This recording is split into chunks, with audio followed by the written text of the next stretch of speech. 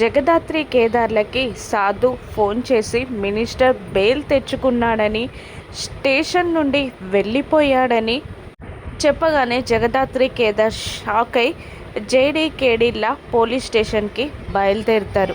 Lawyer, minister మనిషి ఒకరు వచ్చి రమ్య, కిరణ్లకి బెయిల్ పేపర్స్ ఇచ్చి ప్రాసెస్ అంతా పూర్తి చేసుకొని మినిస్టర్ని తీసుకొని వెళ్ళిపోతాడు. వెళ్ళిపోతున్న మినిస్టర్కి సెల్లో ఉన్న మీనన్ బాయ్ చెప్తాడు.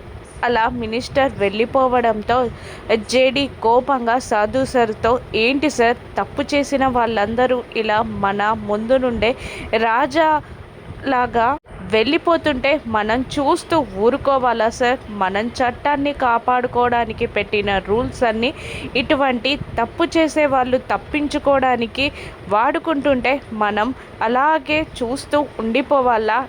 నిందితులందరూ, తప్పు చేసిన వాళ్ళందరూ మన ముందే రాజాల్లాగా వెళ్ళిపోతుంటే మనం ఇలాగే ఊరుకోవాలా సార్ అని నిలదీస్తూ ఉంటుంది జేడీ సాధుని. ఏం చేద్దాం మరి, ఏం చేయమంటావు అని అనగానే కన్నింగా నవ్వుతుంది జేడీ. జేడీ ప్లాన్ కూడా అర్థం అవ్వడంతో సాధు కూడా కన్నింగా నవ్వుతూ ప్లాన్కి ఓకే చెప్తాడు. ఇక మీనన్ జేడీని, ఈరోజు నీ కళ్ళ ముందే మినిస్టర్ వెళ్ళిపోయాడు, నేను కూడా రేపు వెళ్ళిపోతాను, మీరు సైలెంట్గా చూడడం తప్ప ఏం చెయ్యలేరు అని వెక్కిరిస్తూ ఉంటాడు జేడీ కేడీలని.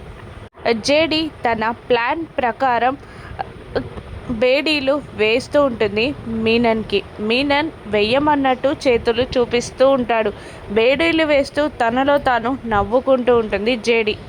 ఎందుకు నవ్వుతున్నావు అని మీనన్ అడుగుతూ ఉండగా, నీలాగా సస్పెన్స్ని ముందే రివీల్ చేసి నేను పాడు చేయలేను కాబట్టి నువ్వే చూద్దువు కానీ అంటూ మీనన్ని ఒకవైపు జేడీ, కేడీ మరోవైపు ఆ సెల్ నుండి, ఆ చోటు నుండి బయటికి తీసుకెళ్తూ ఉంటారు. జేడీ ప్లాన్ని ఊహించుకుంటూ సాధు కన్నింగా నవ్వుకుంటూ ఉంటారు. మీనన్ని ఎక్కడికి తీసుకెళ్తున్నారు?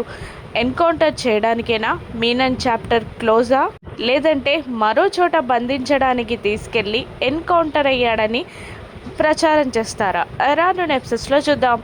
జేడీ ప్లాన్ ఏంటో పక్కాగా నెక్స్ట్ ఎపిసోడ్లో చూసేద్దాం. Thank you for watching.